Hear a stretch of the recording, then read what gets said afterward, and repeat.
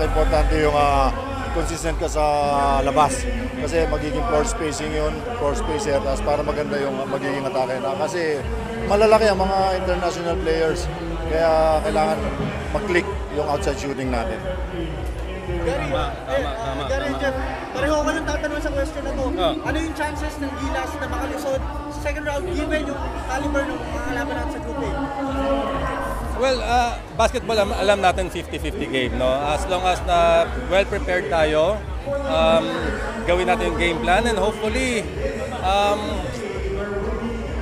makakuha tayo ng yung first game makuha natin agad. Kasi malaking bagay yun eh, malaking confidence yun sa atin going to the next game. Dominican Republic natin. Yeah, Dominican, I know may mga NBA players sila, pero again, basta may puso tayo maglaro, 50-50 ball game, you never know. Alam naman natin yung Pilipino, di ba? Lagi sinasabi, bilog ang bola. Kaya ito yung chance natin, lalong-lalo na nandito pa sa atin, yung pride natin, yung 6-man, yung mga taong bayan na sumusuport. As a player, napakalaking bagay yung proud na hawak natin, yung home court advantage natin, na nakasuporta tayong lahat sa kanila. Basta ang gawin lang nila, focus at yung kumpiyansa, every game, dadalhin nila lagi. Jeff, Gary, para sa inyo itong dalawa, alam natin, isa kayo sa mga OG talaga ng Gilas.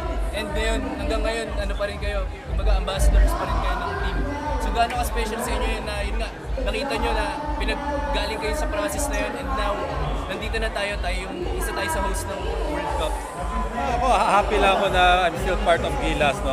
Alam ko rin naman yung feeling na nung time ng FIBA Asia, FIBA World, sila din before sumusuport sa amin, no? So it's our turn lang na to show support and hindi lang kami, dapat tayo pakita natin lahat yung support, bigay natin lahat pagdating ng ng August 25.